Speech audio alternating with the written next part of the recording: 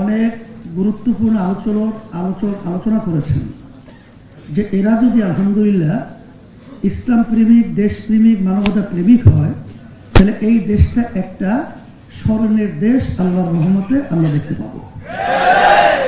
এখন বাস্তবতা হলো বক্তব্য আমরা সুন্দর সুন্দর দিব, আর ভিতরে যদি থাকে আমাদের অন্য কোনো চিন্তা, তাহলে সেখানে কিন্তু এদের সুন্দর হবে না, সমস্যা।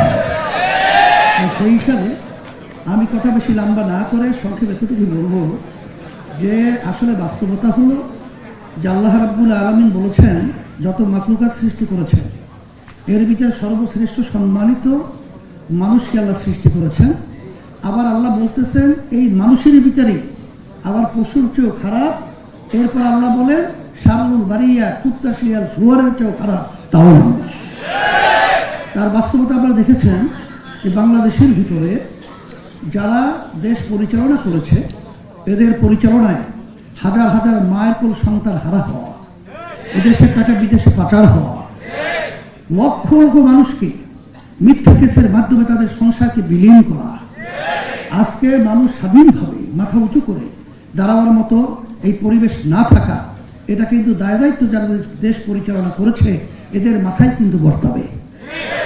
এখন আমাদের সালাউদ্দিন ভাই যে কথা বলছেন যে আপনাদের পক্ষেই তো কথা বললাম করব, আমরা যেটা লক্ষ্য করেছি যেটা করবেন আসলে আমাদের প্রত্যাশা হলো এখনই করার পরিবেশ তৈরি করা। কর্ম শব্দটা আমাদের ভালো লাগে না। আমরা বিগত দিনে বহু দেখেছি এই দেশের ভিতরে আজানের শব্দে বাচ্চাদের ঘুম ভেঙে যায়। বাংলাদেশের রাজধানী ঢাকাকে বলা হয় মসজিদের নগরী।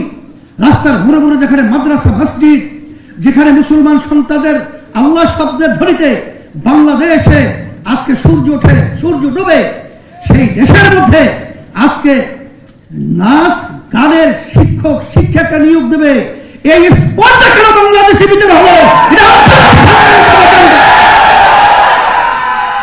পরিষ্কার বলছি যে এখন ওই সিদ্ধান্ত বাতিল করতে হবে এবং ধর্মীয় শিক্ষা, প্রাথমিক শিক্ষা অঙ্গনে সেটা বাধ্যতামূলক এটা ব্যবস্থা করতে হবে। বিশেষ করে আমাদের কওমি মাদ্রাসাগুলো তাদেরকে অবহেলা করা হয়। তারা তো বাংলাদেশে বড় একটা অংশ এই বাংলাদেশের মানুষ, কিন্তু তাদেরকে দেখা যায় যে এত ধর্মীয় ভাবে তারা সচ্ছল এবং সুন্দর হওয়ার পরেও তাদের কোথাও সরকারিভাবে মূল্যায়ন হয় না। এটা আমি বলবো যে কওমি মাদ্রাসার শিক্ষা সেখানে যারা নাকি শিক্ষক রয়েছে ধর্মীয়, তাদেরকেও সেখানে গুরুত্ব সহকারে মূল্যায়ন করা, তাদেরকে নিয়োগের ব্যবস্থা করা।